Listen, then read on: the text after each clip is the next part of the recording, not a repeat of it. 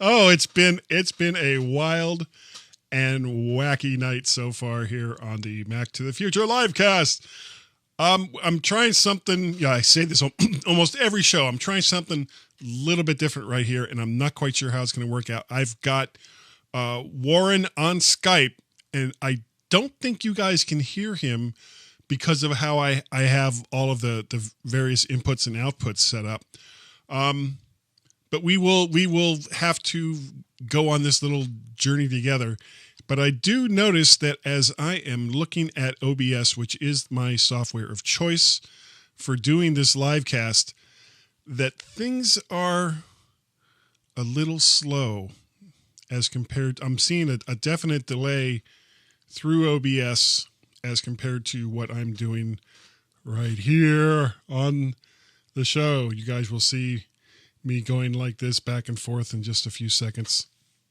But one of the things that I'm going to do tonight, besides talk about some of the stuff I have here in the show notes, is I'm going to give you a little peek behind the curtain of some of the tools that I use, and not just with this live cast, but also with how I do the My Mac podcast with Gaz on the weekends. Now, Gaz, of course, lives in the UK, and he's like 5 hours behind, so there is absolutely no way I could do the Mac to the Future live cast with him live, because it's like 1 o'clock in the morning for him right now. And, you know, he's got this crazy thing called a job and a life. So yeah, not going to be happening. That's not to say, however, that I am not open to having another person here on the show with me. I've got Warren right. Warren, can you still hear me? Warren can still hear me. You guys can't hear Warren, but he can still hear me. And we are talking via Skype while all this other crazy stuff is going on. And one of the things that I may have to do, because it looks like I'm overtaxing this computer a little bit, is incorporate another computer to do like audio with as far as Skype goes, because I've got a Behringer mixer, so I can take the audio output from this other computer that would have Skype on it, plug that through the mixer, and it would still come through to you guys over the live cast and all the rest of that. Maybe it wouldn't have this terrible delay. I actually won't know until after I'm done recording the live cast whether or not the audio is in sync or whether it's out of sync. Yeah. Okay. And Brian Monroe is telling me that there is a delay on the feed. How bad is it? Is it like really, really bad? I can fix that in post. I basically take the video recording that OBS creates, and because it's got a video track and an audio track, so I take the audio track and I disengage that from the video track and then move that back and forth until it syncs up. Which is why if you want to see all of this happen in like with less delay and all the rest of that, usually waiting until you get the after edited show is the best way to watch it. Of course, it doesn't have the fun live time action that's going on right now. But that's for later. I'll show you I've got Windows set up over here in OBS. You'll be able to see all of the various things that I've got going on when I record this show or when I do the podcast with Gaz.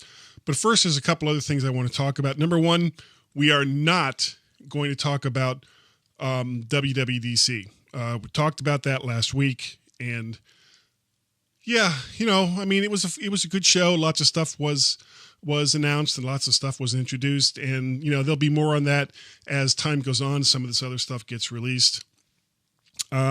One thing I did want to talk about very briefly was that Tim Cook sat down and did an interview where he was talking about the long rumored and speculated on Apple Car, and he has confirmed that they are working on autonomous cars. What was less clear was, is this a new platform for Apple? Is it hardware as far as Apple making a car? And I don't think it is.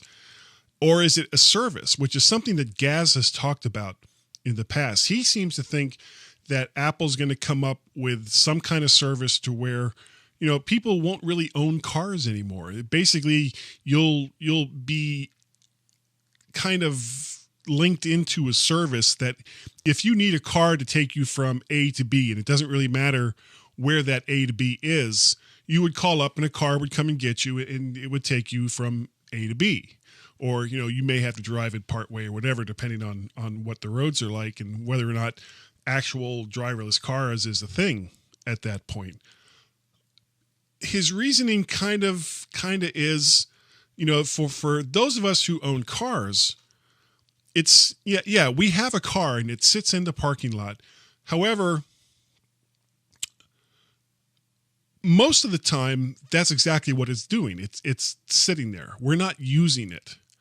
We're not constantly driving ourselves from point A to point B. It's this thing that we have that we can get into and turn a key and then it takes us someplace or we drive it someplace. But if it was like a leased or, some kind of service instead, well, we wouldn't necessarily have that same car time and time again. We would have a car that would come and get us and take us to work. And then that car would disappear. And when we needed to go from work back to home, a different car would come. And we would take that car from work to home or to the grocery store or to the shopping malls or wherever it is that you have to go. Probably not like what's going on for me this weekend, where I'm taking my son Peter and one of his friends down to Florida. Very, very early Friday morning, like 5 o'clock in the morning, we're going to hit the road. And one of the cool things that we're going to do on our way down, like I said, gas is like 5 hours ahead. So at 5 o'clock in the morning, it's 10 o'clock in the morning for him and so on and so forth throughout the day. But once he's off work, what we're going to try to do is actually record a podcast using cell service, using Skype over a cell service exclusively on iOS. And while, of course, the car itself, I won't be driving, but the car itself will be going down I-95 at, 70 plus miles per hour. And we'll see how that works out. Yeah, and it may completely blow up in my face. And, if it does, that's fine. We'll figure out something else as far as the podcast goes over the weekend. But it's going to be kind of fun, and I'm looking forward to that. But what this does mean is next Wednesday, there will not be a Mac to the Future live cast because I will be down in Florida with my son. So let's see. That's going to be June 21st. Next Wednesday, I think, is June 21st. So the next Mac to the Future Go live cast will be June 28th. All right. Now, speaking of iOS, you know what I didn't do? And I'm not going to bother with it now because I usually take off these headphones and then I've got, where are they? Here they are. I've got these like little tiny headphones that I put on instead so that you can't see the big cans. But it's late and I'm not going to bother with it tonight. Anyway, speaking of iOS, how close is the iPad? And, not iOS exclusively, but the iPad itself to being that computer that you could use every single day. Now, I kind of talked about this last week where we were talking about some of the applications that you can use that are similar to what you might want to do on a Mac. Well, this is a good example of that. I'm going to be driving down the road at X number of miles per hour, recording a podcast strictly on iOS using only iOS devices. And with the introduction of things like the dock and files and a few other things that they're introducing with the next version of iOS, we're getting closer and closer to that point where people who want to use a light, always connected computer can do so. And it won't matter where they are. It won't matter what it is that they're doing at that particular time, because if they're connected through a cell service, their computer, their iPhone, their iPad, their whatever device is going to be connected online. So yeah, I think that for most people, something like the iPad from Apple, or even if they introduce cell service into a Microsoft Surface, Windows, we can talk about that too, will be, these are the types of devices that we're looking at in the future. You're not going to see big honking computers for most people like the Mac, or, and I guess it just comes down to, will the Mac as a platform be able to be reduced enough to be used in a more mobile setting like iOS is? I'm going to scoot over here to the chat room. Warren, are you still there? Okay, great. I'm seeing in the chat room here that Brian says if you need a truck or an SUV versus a car, it would be a lot more flexible. That's very true. Brian likes fun live time action. And it doesn't hurt also that I had a little bit of whiskey Coke before we started the show tonight. Yeah. And the weird thing is, I don't know if my brother Larry is watching this right now. He can tell you I'm not really a drinker. I don't really drink that much, but every once in a while it's like, okay, I want a whiskey Coke, or, I want it just to take a shot of Jack Daniels, or, whatever my whiskey or bourbon of choice happens to be during that particular time frame. And I wanted one tonight before we started to record the show, which is probably why I'm a little more animated and a little more manic tonight. But that's okay too. I think considering everything that's going on with, all the stuff that I'm trying to do for the first time, yeah, why not? Why not have a drink or two before you start? And if it doesn't work, it doesn't work. And for right now, I won't really care. We'll try it again another day, and maybe it'll work better then, or maybe not. Don't know.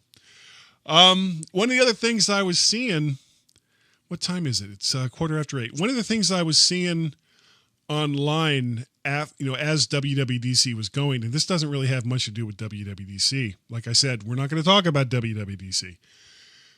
There seems to be a panic as you look at the Apple press about Apple's stock performance. Right now, when I checked it earlier today, it was like at about 146, 147 a share. And a lot of these analysts are like just going crazy, going, oh, what is wrong with Apple? Why is Apple's stock price dropping like a rock? But now, when they have these kinds of stories, what they're not telling you is if you look at the price of Apple stock last year, at this exact time last year, it was under $100 a share. Last week, before WWDC, it got up to as high as $156.10 a share, which is, if you take into account, the splitting of shares and all the rest of that over the course of time, this is the highest that Apple stock has ever been, $156.10 a share. Before they did the 7-way split, that's almost $1,000 a share, because it was 700. I think it was like 700. I can't remember, but still, we're looking at, compared to prior to that split, of a single share of Apple stock, if you had bought it before that 7-way split, now would be worth almost $1,000. And the analysts, with more time than sense, want to pontificate on what's the latest thing that's wrong with Apple. And they're talking about this nonsense that for some reason or another, and I actually posted something, there was actually a guy who I guess is an analyst, and he's, I don't even want to mention the site that he's on. I think I put something in over at the Mac to the Future site on it. He's talking about, well, will Apple be able to sell X number of phones? Maybe, maybe not. And it was like, this is what reporting on Apple has come to, where the analysts, in order to get that clickbait headline, can't even be bothered to give a firm opinion on it one way or another. It's, oh, will they, won't they? I don't know. It could be, could not be. I don't know, to be or not to be, almost like Shakespeare. But to give you a little bit of historical perspective on the iPhone, at least, I've got some notes here that I put on first quarter fiscal year sales. Now, first quarter fiscal year, for those who don't know, the fiscal year doesn't run from January to December. The fiscal year actually runs from October 1st to September 30th. So we're talking about quarter one fiscal year, which is October through December. Okay. First year of the iPhone being released, so that was quarter one 2008, 2.3 million iPhones sold. The very first quarter. 2009, 4.36 million. 2010, 8.74 million. 2011, 16.2 million. It's like almost doubling each time.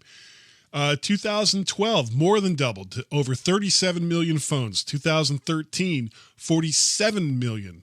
15, 75 million. 16, all again, a little bit more, 75 million. That was one of the first times that the analysts freaked out over the iPhone because it didn't do like this near double growth. It was relatively flat. It went from quarter one 2015, 74.47 million, quarter one 2016, 74.78 million. So yes, they did sell more phones, but it wasn't this huge leap. But for somehow or another, because it's Apple, selling nearly 75 million phones in a single quarter is a fail. Let's think about that for a second. Selling 75 million devices, of which has the highest margins and is one of the most expensive phones of all of the phones that are being sold, and they sold nearly 75 million of them. Okay, quarter one 2017, over 78 million phones. 78 million phones, and they're upset because they didn't nearly double the number of phones that they sold between 2015 and 2017. In order to keep up this pace, they would have had to have sold over 300 million phones in a quarter. From 2015 to 74, 2016 would have had to have been like 150, which means that 2017 would have had to have been over 300 million phones. No company, I don't care how popular they are, can keep that kind of pace. The fact that they sold nearly 80 million phones in a single quarter with the margins that they have is astounding. And when you compare Apple's sales to any individual company that sells phones, for the most part, especially considering margins, they all pale in comparison to how many phones that Apple has sold. Anyway, I think we're going to take a little break. Actually, let me go to the comments real quick right here. Brian Monroe says, not just selling, but making them at a quality level demanded by Apple and their customers. Not easy to do. Very, very true. Suds Carr says, and they say Google sold 1 million phones. Wow. Hey, 1 million phones. Way to go, Google. Thumbs up. Thumbs up. Warren, did I miss any comments? Okay. That's all of them. Well, for the most part. And if I haven't said it yet tonight, and who knows, maybe I did, maybe I didn't.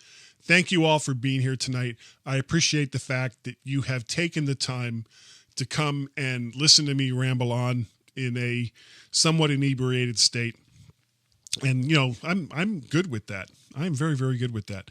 Anyway, we're going to be right back in just a little bit.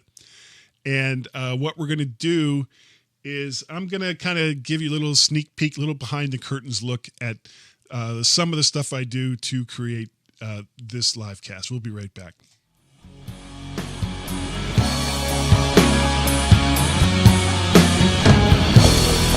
Are you a new Mac user or an old hand? Wish you could know the ins and outs, keyboard shortcuts, or hidden tips and tricks to make you more efficient using your favorite computer? Hey, it's your lucky day because Edward Eisen has written a great guide to knowing more about the Mac and the OS that it runs on. It's called This is the Light Side, and it's available through Apple's iBookstore or with Amazon.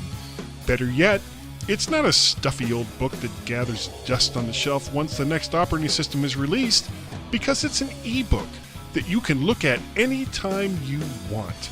It won't get outdated because it's continuously being updated. Information on setting up your new Mac, installing and getting rid of applications, security settings and what to look out for, keyboard shortcuts, some basic app recommendations, how to use Windows on your Mac, if you really want to, that is, advanced topics, searching, using iCloud, and much more. All this for a mere 99 cents. Go to the iBookstore or Amazon and check out Edward Eisen's This is the Light Side. It's the book you want on your virtual shelf.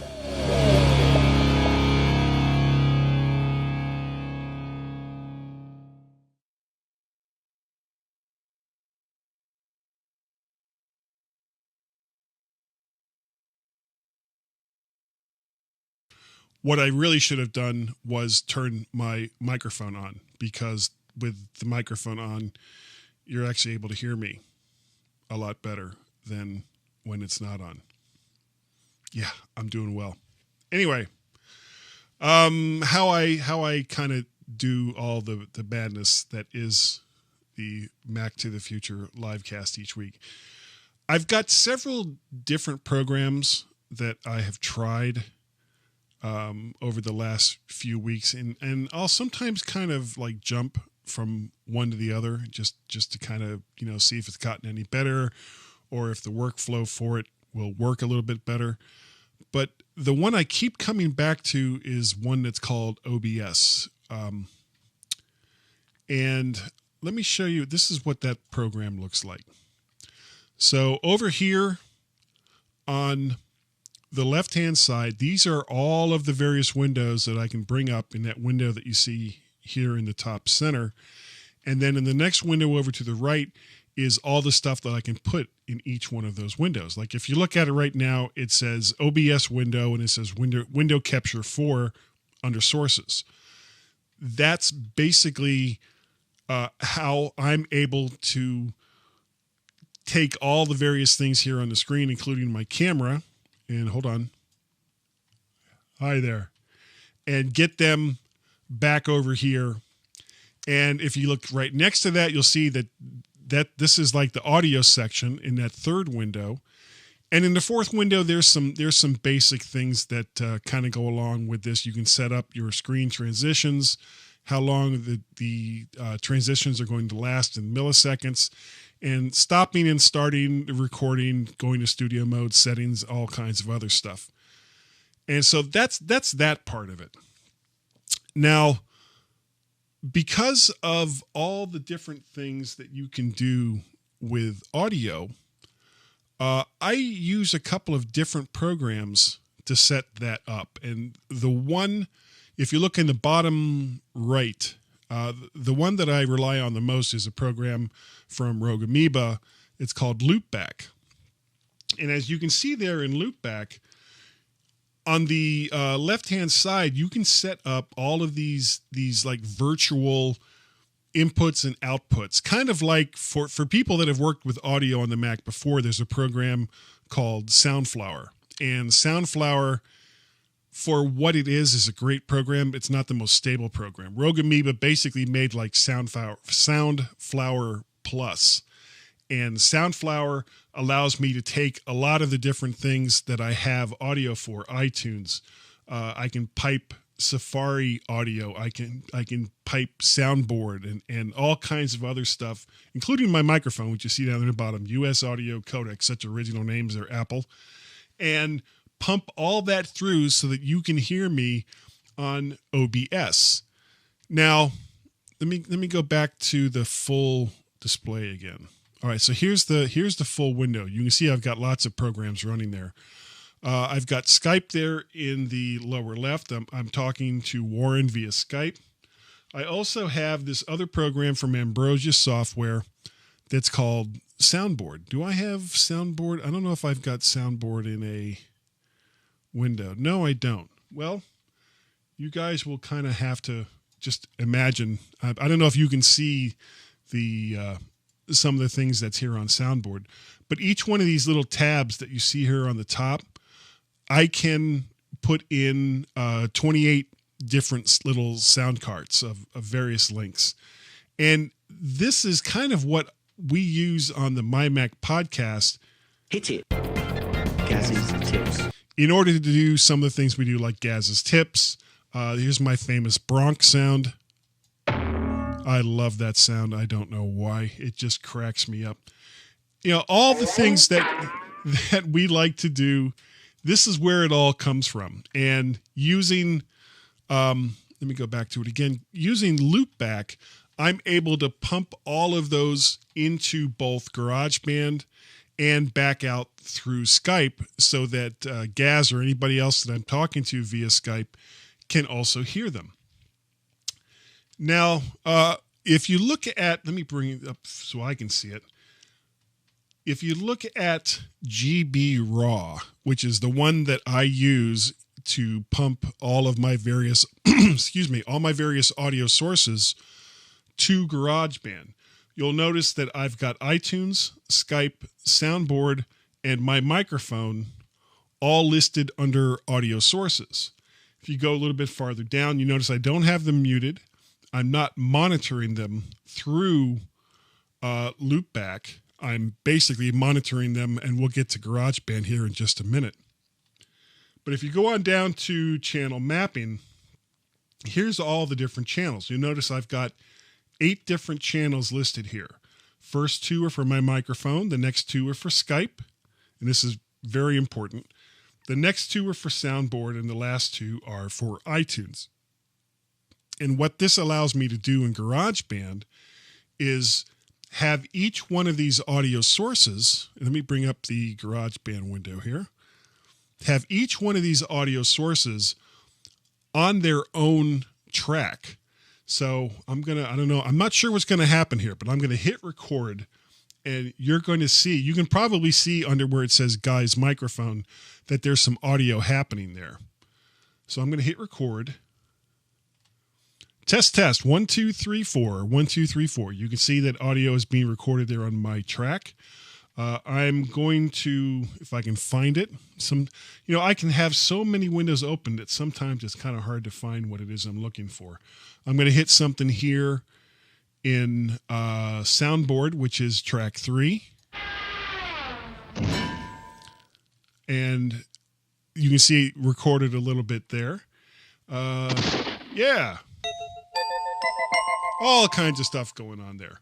And now you won't be able to hear Warren. Warren, would you please count down from 5? 4, 3,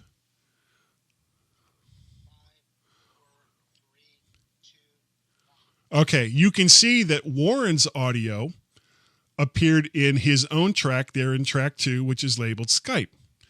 Now, the great thing about doing it this way is if anything happens where there's, some substandard bit of audio noise that's coming through or something that just kind of screws up any one of these individual sources, I can go back in and post and kind of bring that down, make it less of an issue. And I can do it on an individual track level. So I'm not going to affect what is on my microphone. I'm not going to affect what's on Skype or Soundboard or iTunes. It's just going to be on the track that has the prop. Oh, I haven't even done anything here in, there's a good song. I'm going to play something real quick in iTunes so you can see that track too. Oops. Where am I?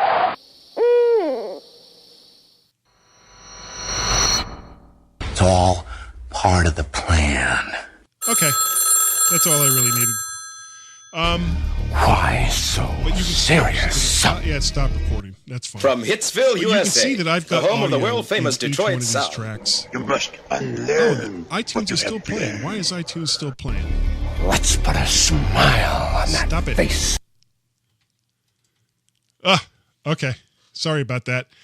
I turned off the recording in GarageBand, but forgot to actually turn off Skype. That's the kind of night that I'm having today. But you can see that there is audio being recorded, or it was recorded in each one of the individual tracks. So the way this basically works is when you set up your, you can see that the name of this particular one, I call it Podcast Template Loopy. And it's basically, that's exactly what it is. It's a template. And when I bring this template up and I'm going to record the My Mac podcast, I will change it. I will, do a save as, change it to the name of whatever the episode number is of the My Mac podcast, and leave the template alone so that it's available for the next time that I need to record. Okay, that should be, that's just kind of the way that works. And then I add, if you look right under where it says Guy's Microphone, you've got a variety of little buttons there.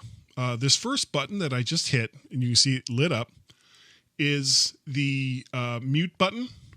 That kind of mutes this track. So even though as I'm speaking, you can see that the whole track is grayed out.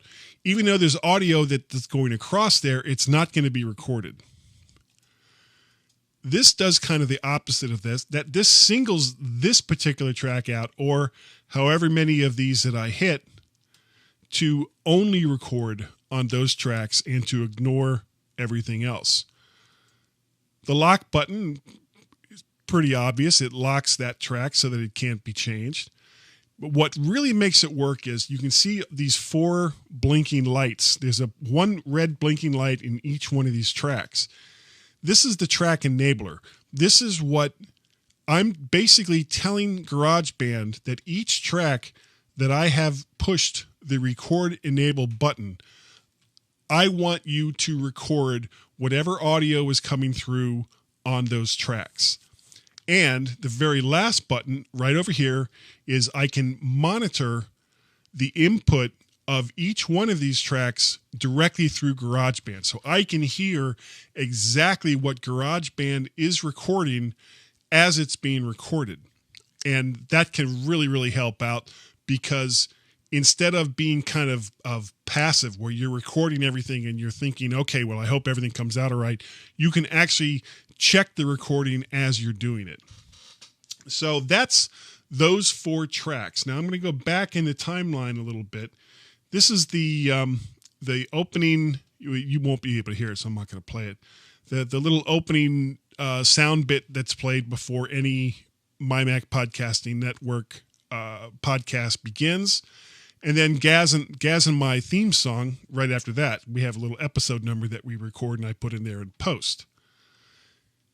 After we're done recording, let me scoot down here a little bit. You notice I've got 4 active tracks: My Microphone, Skype, Soundboard, and iTunes. After we're done recording and I'm in post, I've got these 4 tracks here, which I just call Spare Track 1, Spare Track 2, Spare Track 3, and Spare Track 4.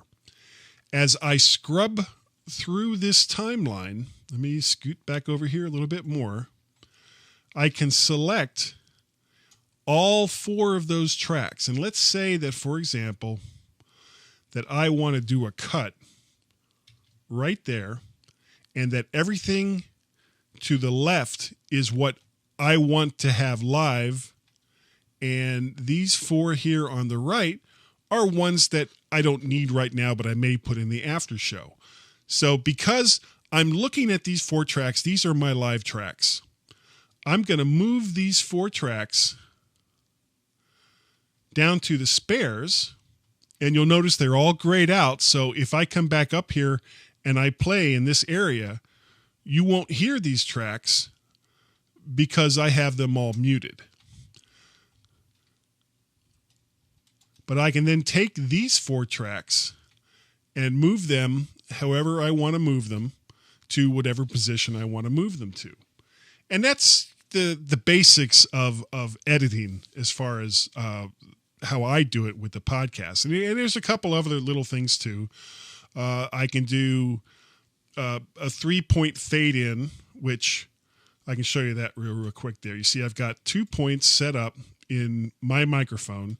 this one that's before the recording, this one that's after the recording, and then I put one in the middle that I want to put in right where the audio is kind of start. And then move that down. Oh, hold on a second.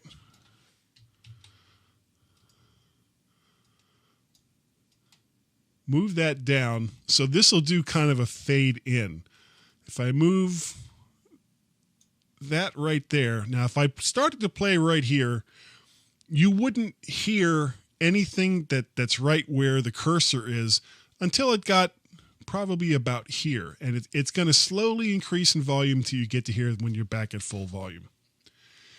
Anyway, that's kind of how I do the podcast, and that's kind of how I do some of the editing. So I guess that's going to kind of do it for this evening.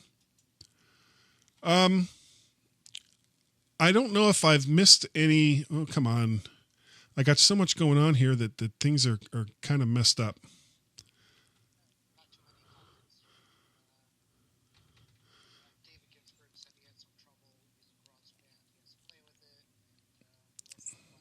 Okay. Oh, really? Well, what was the OBS acronym that everybody seemed to like? I've lost my comments here. Ah.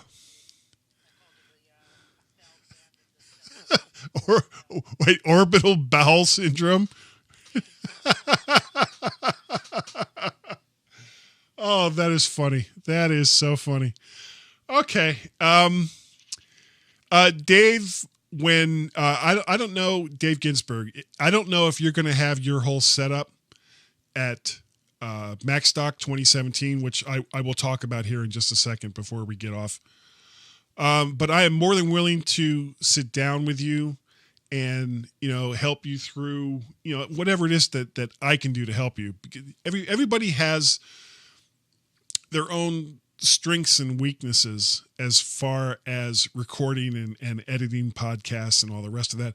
My biggest problem with podcasts is I'm never satisfied with the way that I sound. So I'm constantly messing around with it. And I really need somebody to just make it sound good and then take the controls away from me so that I can't screw with it anymore and just say, Guy, it's fine. It's good enough just how it is. But I never quite get there.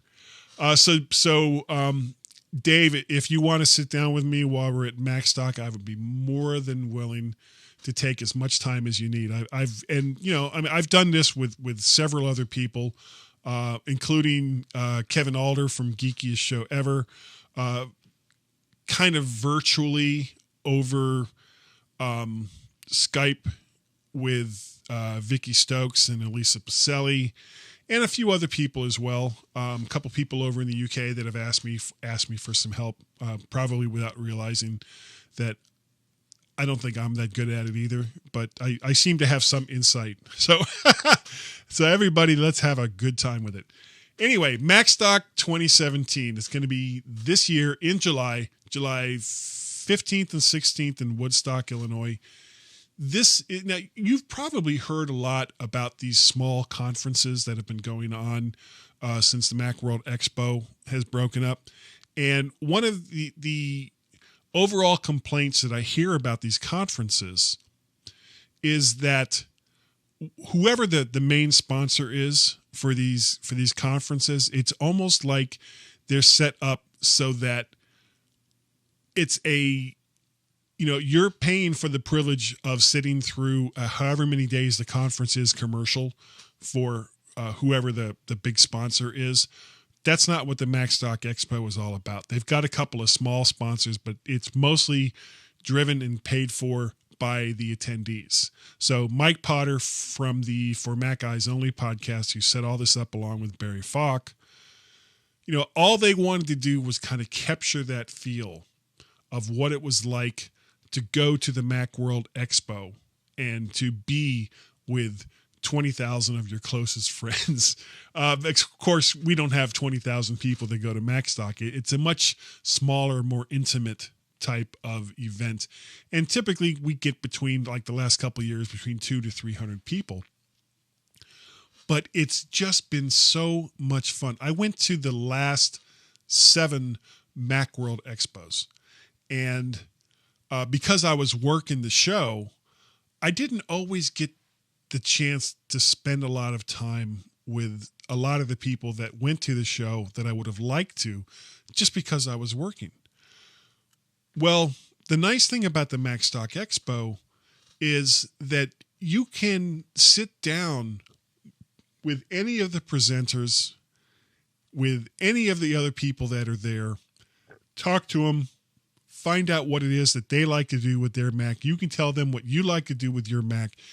And if somebody is speaking on a topic that you're not that interested in, you can just leave for 20 minutes. All of the various talks are like about 20 minutes long. So you can, go and get something to drink, use the bathroom, whatever. And when you come back, there'll be someone new there. You've got the Midwest Mac Mingle, which is going to be Saturday night, July 15th. They're going to have a live band. There's going to be food. There's going to be a bar. It's going to be a blast. The Mac Mingle alone. But then you got full days on that Saturday, July 15th, and the Sunday, July 16th, of speakers and just getting together with a bunch of great Mac users. And it's relatively inexpensive. It's like, the very most that you're going to pay is $199 for 2 complete full days of so much fun. So if you're anywhere near the Chicago area, if you can get to the Chicago area, mid part of July 15th and 16th, Woodstock, Illinois, it's about an hour outside of Chicago. You really should come to this show. It's going to be a great time. Tim Robertson and I are going to be doing the My Mac quiz, which we had done for a couple of the various vendors that sponsored us or sponsored mymac.com for us to be there. When we went to the Macworld Expo, it's going to be so much fun. You need to go. And I guess that's really all I can say about it. July 15th and 16th, 3 different types of tickets. Here I go. I'm still talking about it. The premium ticket is $199. That's 2 full days of the conference. The Midwest Mac Mingle, everything that goes along with it. You get lunch on both days. Everything is included. $199. You'd spend more than that taking the family to the movies. The next one down is without the Mac Mingle party on Saturday night. That's $169. And if you can only make it for a day, they got you covered for that as well. $90 for just the single day. You still get all the stuff that's going to go along with it. Don't miss it. The Macstock Conference and Expo, July 15th and 16th in Woodstock, Illinois. It's going to be a great time. You should go. And I think on that note, B flat, we are going to kick it for the evening. Again, I won't be here next week as I'm going to be down in Florida with my son, but I will see you guys on the June 28th, I think it is. That's going to be the next Wednesday that I'm going to be on, 8 p.m. right here on Facebook, and we will see you then. So thanks again for being here tonight. If I could find the closing credits, there they are. We'll see you next time. Bye.